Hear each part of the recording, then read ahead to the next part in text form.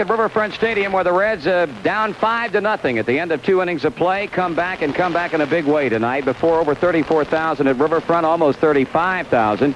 The Reds come all the way back on Foster's 2-out 9th inning solo home run to tie the game. And then after 2 men were out, Bob Bailey with a big pinch single, a stolen base for the veteran, and then the single to win the game by Pete Rose, scoring pinch runner Champ Summers.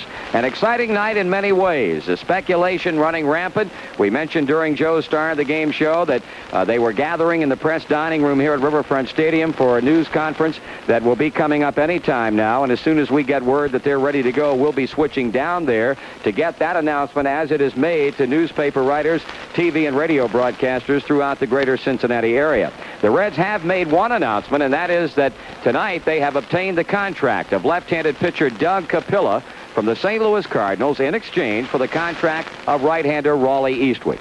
Capilla will join the Reds in Montreal, 25 years old. He has a 3-3 record with a 4.30 ERA this season for New Orleans of the American Association. He was with the Cardinals earlier this season. In fact, we saw him work 2 perfect innings in relief against our ball club at St. Louis in a May 11th game. Capilla, a 1-0 record in 7 games for the Cardinals last year. Eastwick, of course, was 2-2 with 7 saves and 23 relief appearances for the Reds this season with an ERA of 2.93.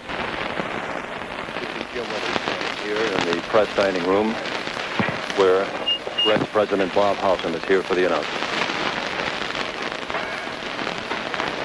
Gentlemen, the Reds are announcing we have obtained the contract of Tom Seaver from the New York Mets in exchange for the contracts of Pat Zachary, Doug Flynn, Steve Henderson, and Dan Norman. In other trades, we have traded the contract of Raleigh Eastwick to St. Louis for the contract of Doug Capillo, left-handed pitcher. Capillo will join us in Montreal. We have also traded the contract of Mike Caldwell to the Milwaukee Brewers for left-handed pitcher Richard O'Keefe and shortstop Gary Pica.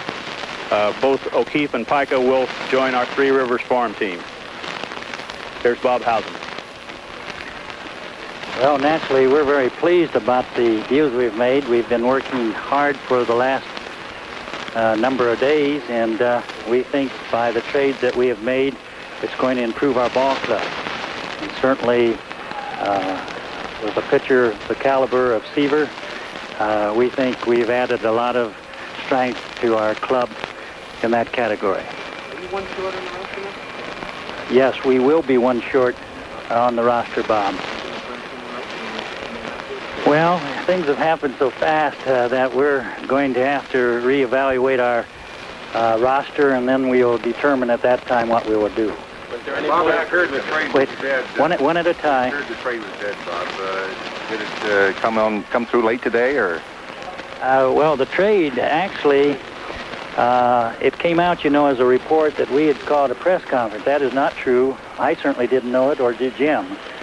The trade was just made as our game was ended.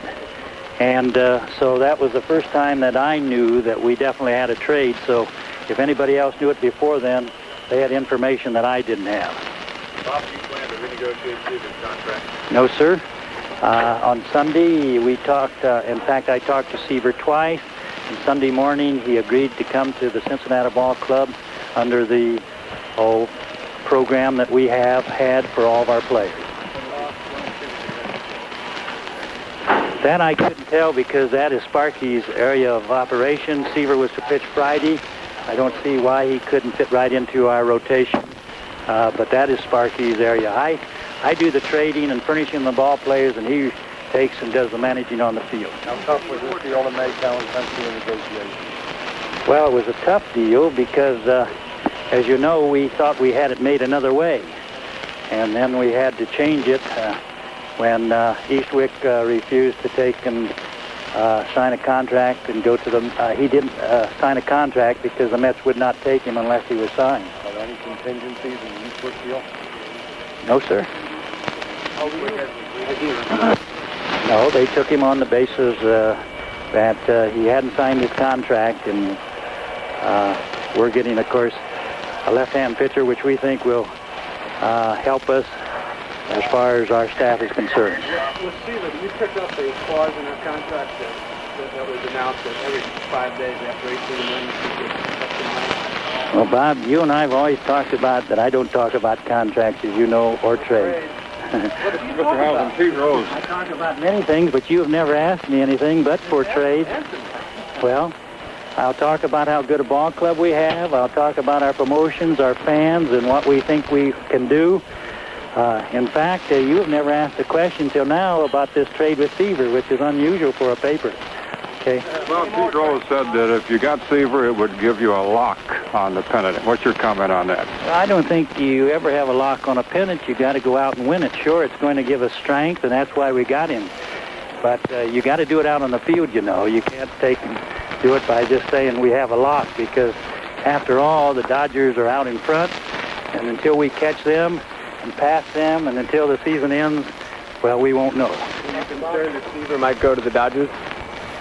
Well, I was worried about him coming to us. I can't worry about other clubs. I never do. Bob, you said you talked to Seaver Sunday morning. Yes, sir. Without renegotiating the contract. Yeah, that's right, under our setup. Bob, when Eastwood wouldn't go to the Mets and the trade looked like it start up again with Dan Norman involved? Well, when that became apparent, we had to talk about whether we would substitute ball players, and that's when it did.